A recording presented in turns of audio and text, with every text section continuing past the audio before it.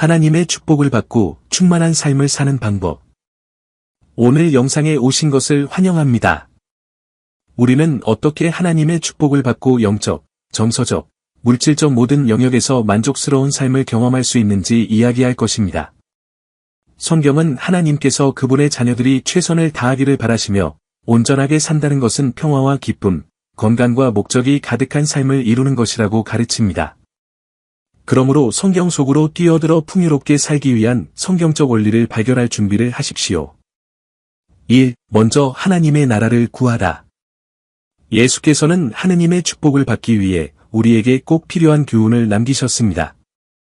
마태복음 6장 33절에서 주님은 우리에게 너희는 먼저 그의 나라와 그의 의를 구하라 그리하면 이 모든 것을 너희에게 더하시리라고 가르치십니다.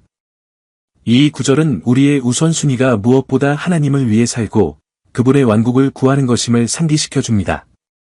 우리는 종종 우리가 받고 싶은 축복에만 집중하게 되지만 우리의 헌신이 하나님의 임재와 공의를 구하는 데 있어야 한다는 사실을 망각합니다. 하나님 나라를 우선시하면 축복은 자연스럽게 찾아옵니다.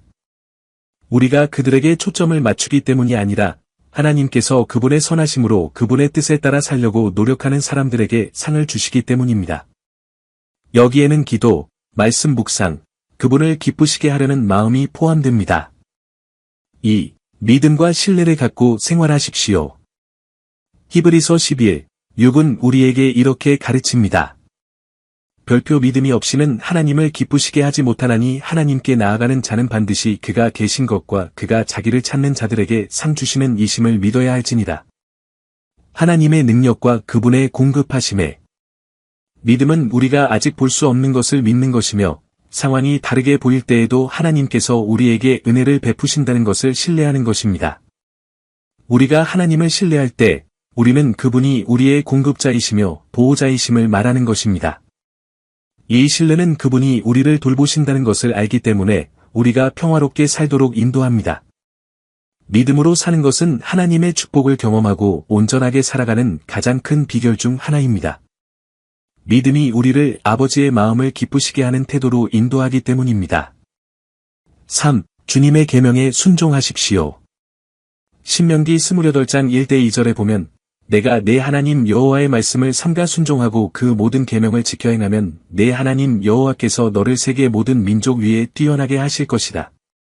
내가 내 하나님 여호와께 순종하면 이 모든 축복이 내게 임하고 너와 동행하리라. 별표 하나님께서는 순종이 그의 축복을 나타내기 위한 조건임을 분명히 하셨습니다.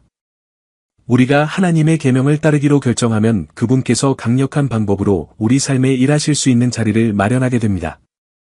순종은 하나님을 기쁘시게 하지 않는 것을 버리고 그분의 원칙과 가치에 따라 생활하는 것을 의미합니다. 순종은 단지 하나님을 기쁘시게 하는 일을 하는 것이 아니라 그분을 불쾌하시게 하는 일을 피하는 것이기도 함을 기억하는 것이 중요합니다. 4. 감사하는 마음을 실천하세요.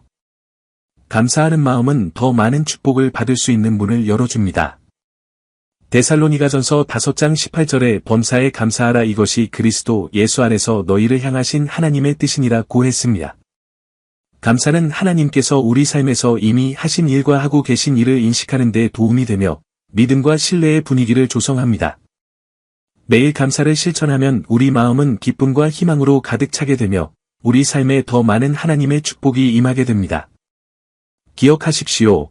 우리가 더 감사할수록 우리는 모든 분야에서 더 풍요로워집니다. 5. 관대하고 다른 사람을 축복하십시오. 사도행전 20장 35절에는 주는 것이 받는 것보다 복이 있다는 말씀이 있습니다. 관대함은 충만한 삶을 살기 위한 기본 원칙 중 하나입니다. 우리가 말로, 시간으로, 물질적, 감정적 도움으로 다른 사람을 축복할 때 우리는 하나님의 사랑을 전하는 것입니다. 이러한 관대함의 행위는 축복을 불러일으킵니다. 우리는 사람들의 삶에서 하나님의 친절을 전달하는 통로 역할을 하고 있기 때문입니다. 우리가 기부할 때 우리는 적절한 시기에 수확될 씨앗을 심는 것입니다. 더욱이 관대함은 우리를 이기심과 물질주의에서 멀어지게 하여 우리의 마음을 하나님 나라의 가치관과 일치하게 만듭니다. 관대함은 목적과 의미가 가득한 삶을 사는 데 도움이 되며 그 자체가 축복입니다. 6. 기도와 하나님과의 교제의 삶을 누리십시오. 데살로니가전서 5장 17절에서 바울은 쉬지 말고 기도하라고 우리에게 상기시킵니다.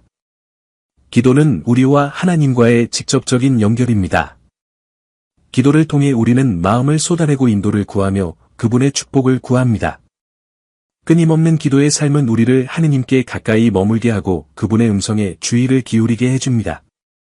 우리가 기도를 통해 하나님과 깊은 관계를 유지할 때 그분은 우리가 온전하게 살 수 있도록 인도하시고 능력을 주십니다. 기도 생활을 한다는 것은 단순히 간구하는 것이 아니라 예배하고 감사하며 하나님의 음성을 듣는 것을 의미합니다.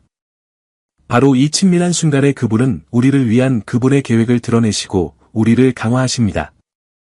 7. 하나님의 말씀에 대한 목적과 헌신을 가지고 생활하십시오. 예레미야 29, 11은 우리에게 놀라운 약속을 제시합니다. 별표 여호와의 말씀이니라 너희를 향한 나의 계획을 내가 아나니 재앙이 아닌 평안의 계획이요 너희에게 장래와 희망을 주는 것이니라. 하나님께서는 우리를 향한 축복의 계획을 갖고 계시지만 우리가 그분이 정하신 목적대로 살아가는 것이 중요합니다. 목적을 가지고 산다는 것은 우리 삶을 향한 하나님의 계획을 이해하려고 노력하고 그분의 말씀에 순종하며 걷는 것입니다. 매일의 선택에 대한 지침을 성경에서 구하고 하나님의 약속을 의지하고 그분의 목적에 헌신하는 것은 우리를 풍성한 삶으로 인도합니다. 이 충만함은 단지 물질적인 축복에서 오는 것이 아니라 우리가 신성한 계획에 따라 평화와 안전 속에 살고 있다는 지식에서 나옵니다. 결론. 하나님의 축복을 받고 충만한 삶을 살기 위해 우리는 그분과의 관계를 우선시하고 믿음으로 살고 그분의 계명에 순종하고 감사하고 관대하며 끊임없이 기도하고 그분의 목적에 헌신해야 합니다.